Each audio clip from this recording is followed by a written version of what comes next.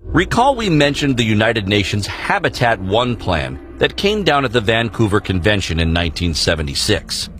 Under this plan, all humans that once lived on farms and in rural areas, so-called wildlands, will be relocated to cities, now referred to as human settlements.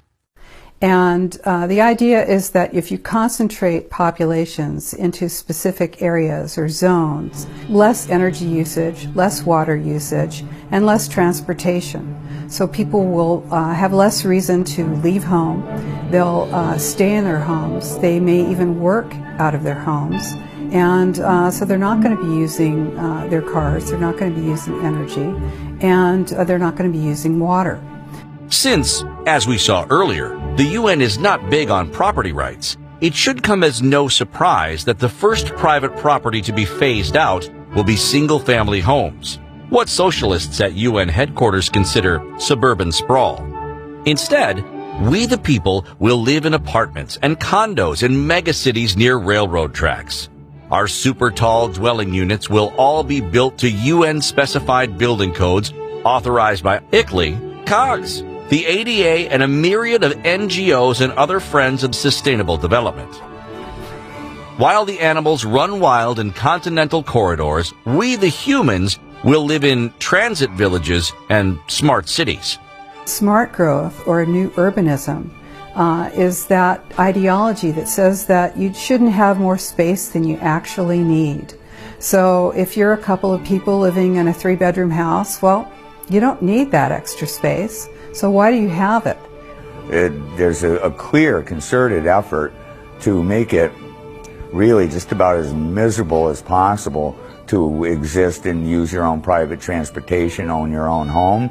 All impetus and incentive, in financial and otherwise, is to convince people that it is unsustainable to live in your own home, have air conditioning. It is their duty as a human being, as a global citizen, you see. You basically exist and little more. Our high-rise, stack-and-pack dwelling units, complete with smart meters and smart heating systems, will make sure no one uses too much energy. And if they do, the energy police, with help from the neighbors and eye-on-the-street surveillance systems, will be right there to handle the situation. If they can put 1,000 people in one building, it's a whole lot easier to know what they're doing, where they're going, and how they're thinking than it is if you got 1,000 people living in a rural or suburban area. And so the stack and pack is multi-story buildings, multiple families living in the same spot, walking in and out of the same door, always being able to be managed.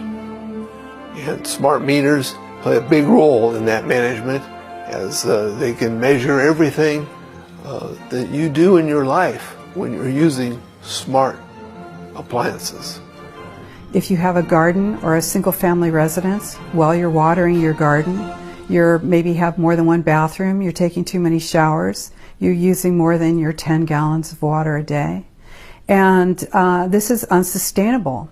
So you need to be removed from your single-family residence.